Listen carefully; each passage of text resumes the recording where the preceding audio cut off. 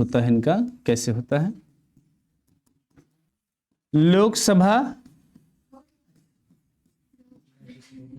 Plus Rajya Sabha. अब आपको मैं ये अंतर दिखाना चाहता हूं यहाँ पे कि कल जो राष्ट्रपति का वो प्रोसेस बता रहा था, आज ये उपराष्ट्रपति का बता रहा हूँ।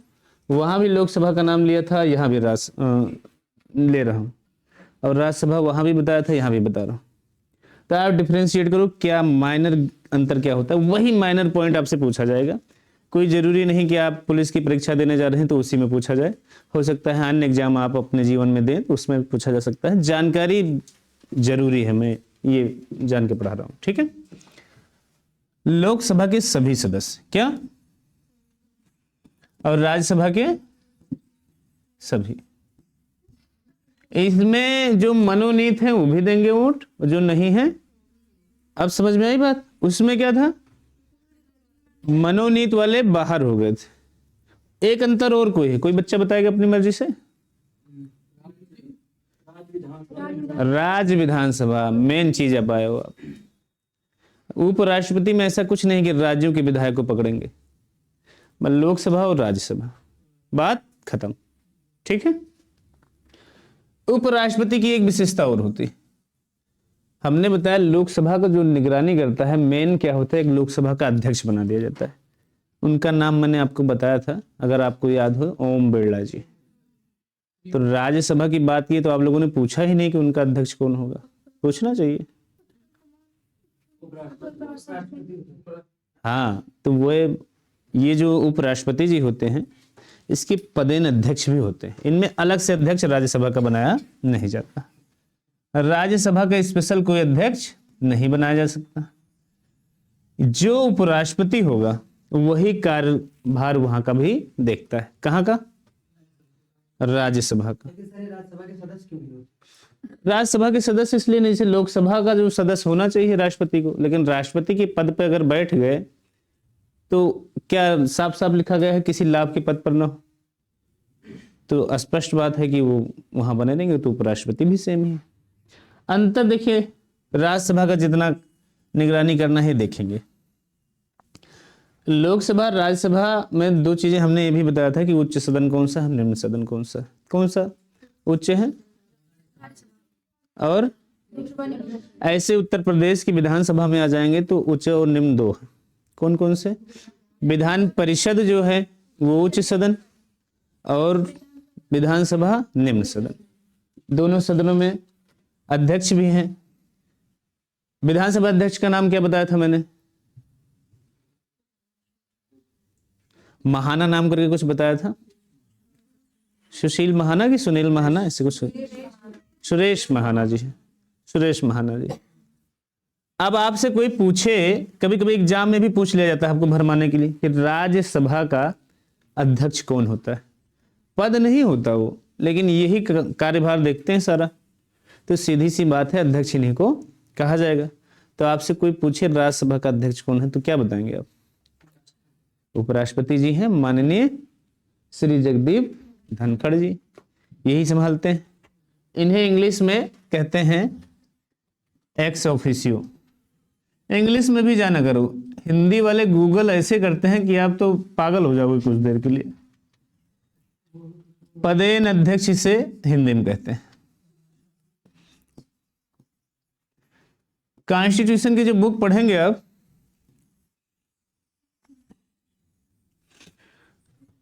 तो ऐसे ही पदेन अध्यक्ष आपको हिंदी में मिलेगा। और इंग्लिश में क्या मिलेगा? बेयर एक्ट एक बुक आती है, उसमें एक आर्टिकल 1 नंबर से लेकर 395 तक जितना अब तक है सब प्रिंट होता है। अगर आप तैयारी करना चाहते हो अच्छे से तो आप गोंडा फैजाबाद जाना, तो उनसे कह देना मुझे बेयर एक्ट दे दीजिए।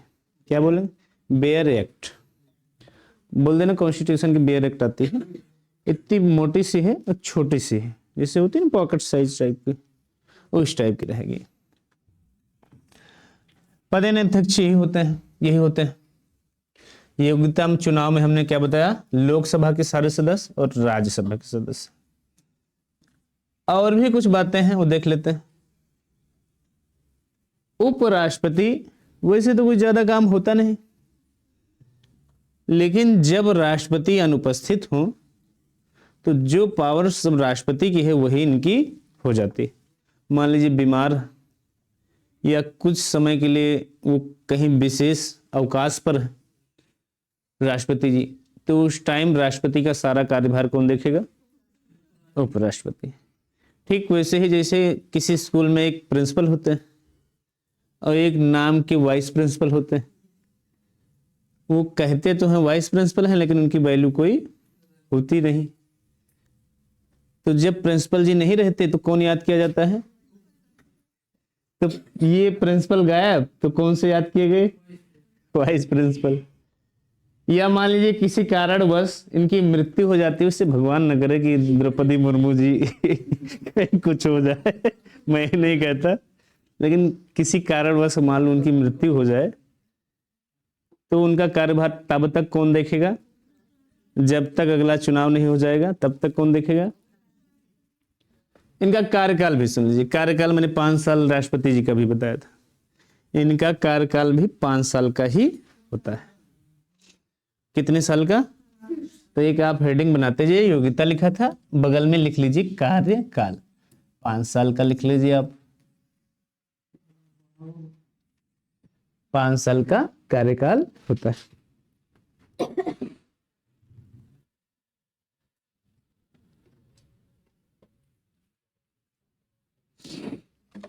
ये देश के सबसे बड़े पद हैं, उनके बारे में चर्चा हो रही है। लोकसभा, राज्यसभा के बाद राष्ट्रपति, उपराष्ट्रपति, ऐसे धीरे धीरे एक एक सीरीज हम थोड़ा थोड़ा आगे बढ़ाएंगे। उम्मीद करता हूँ आपको ज्यादा समझ में भी आए। हो गया? ठीक है, कोई बात नहीं। अब बारी आती है हटाने की। वैसे तो 5 साल का कार्यकाल है, लेकिन उसके पहले जब इच्छा कहे इनकी, जगदीप धनखड़ जी की, एक जो है अपना जो इस्तीफा राष्ट्रपति द्रौपदी मुर्मू जी के लिख के उसी टाइम सब खत्म कार्यकाल इनका। और अगर कोई हटाना चाहता है तो उसका भी प्रोसेस है, ये नहीं है कि हाँ बहुत लफड़ा है। राज्यसभा में एक प्रस्ताव पारित होगा। क्या होगा?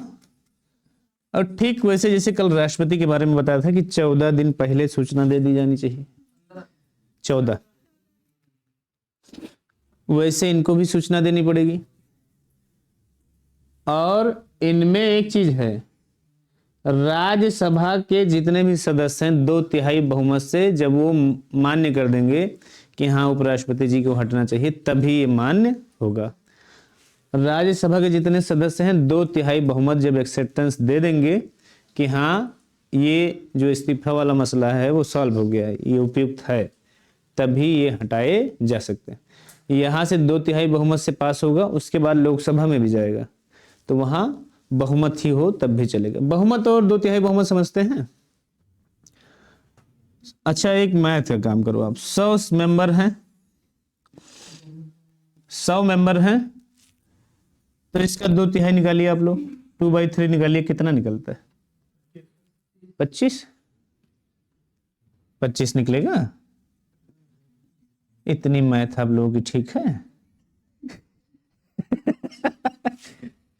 इससे आप डिवाइड कीजिए, मुझे लगता है 60% से ऊपर जाना चाहिए। वही मैं तो चौंक गया, 25। तुम्हें तो अकाउंटेंट बना दिया जाए तो कंपनी बेच दोगे तुम।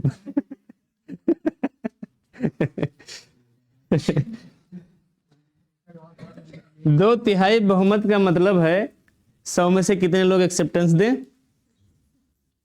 लगभग 65 मान लेते हैं, 67 मान लेते हैं, आपकी इच्छा अनुसार मान लेते हैं, लेकिन 2/3 बहुमत से कम नहीं होना चाहिए। मतलब 50% से ज्यादा लोग, यही ना। अब बहुमत सिर्फ बोलूं तो क्या बोलोगे? आधा। अब समझ में आई बात? आधा से 1 पॉइंट ज्यादा होना चाहिए। अगर 100 का बहुमत निकाला जाए तो 51 निकलेगा, 51 निकलेगा। बात समझ आ रही है ना? 2/3 बहुमत और इसमें क्या अंतर है बहुमत में? कभी कभी ये भी पूछता है कि बहुमत और 2/3 बहुमत में क्या अंतर है। तो ये जो उपराष्ट्रपति जी मैंने जोर देकर आपको बताया कि 2/3 बहुमत से पास हो, 50% में काम नहीं चलना है, तो इनका भी हटना लगभग असंभव सा ही प्रतीत होता है, क्योंकि राज्यसभा में केवल भाजपा ही तो है नहीं, और भी तो लोग हैं। तो इस हिसाब से तो बात बदल जाती है। बहुमत का मतलब ये है कि 50, 100 में से 50 से थोड़ा सा ज्यादा 51। कभी कभी टाई की भी स्थिति बन जाती है, टाई का मतलब 50 पे ही रुका है मामला, तब क्या आपका नियम लागू होगा? कुछ समझ में आया? तब नियम क्या होगा, जैसे लोकसभा में कोई बिल पास होना, 550 सदस्य हैं, 550 में कितनी सहमति मिली है? 225। अब मामला अटका, ना मामला इधर का ना मामला इधर का, एक ज्यादा हो तभी बहुमत माना जाएगा, और कोई बिल पास होना हो तो बहुमत चाहिए चाहिए। तब लोकसभा अध्यक्ष बैठा देखता रहता बगुले की तरह, तो वो क्या करता है, उसके पास एक पावर कि एक मत वो अपनी तरफ से दे सकता है, जिसको चाहे बढ़ा देगा 1 नंबर। तो वो 225 की जगह क्या कर देता है, चाहे तभी करेगा, वो इसका विवेकाधिकार, ये नहीं कि हाँ तुम जाके अंगुली कर दो, अपने हिसाब से। तो ये जब टाई की स्थिति, वैसे ऐसा होता नहीं है, टाई की स्थिति बहुत रेयर केस में होती, लेकिन हो जाए तब क्या होता है ऐसा समझ लीजिए। अब हमने आपको क्या क्या बताया, उपराष्ट्रपति जी हैं कौन, हाँ इनका आर्टिकल देख लेते हैं, ये लगभग 63 से 73 तक चलेंगे, ठीक है। आर्टिकल जरूर लिख लीजिए, आप लोगों को होमवर्क दिया था क्या, राष्ट्रपति का क्या आर्टिकल है, 52 से 62, तो 53 में क्या है, 54 में क्या है, 55 में क्या है, 56 में क्या है, राष्ट्रपति का निर्वाचन कार्यकाल सब उसी में आर्टिकल के तहत दिया गया है, लेकिन आप लोगों ने देखा नहीं होगा। तो इसे कम से कम एक बार गो थ्रू हो लीजिए एक बार, तभी तो समझ में आएगा। रानिमिश ठीक है, आप समझ में आ रहा है, नींद आ रही है?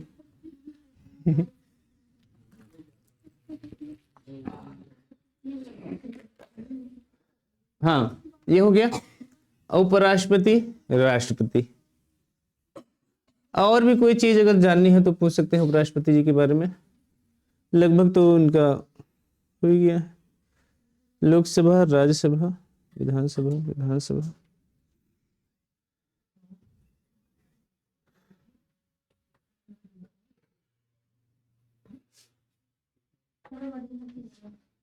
इसे उतार लीजिए थोड़ा थोड़ा, जो है ये वाला चुनाव वाला कौन कौन भाग लेता है ये जरूर उतार लीजिए, तो हम आगे बढ़ाएं हम थोड़ा।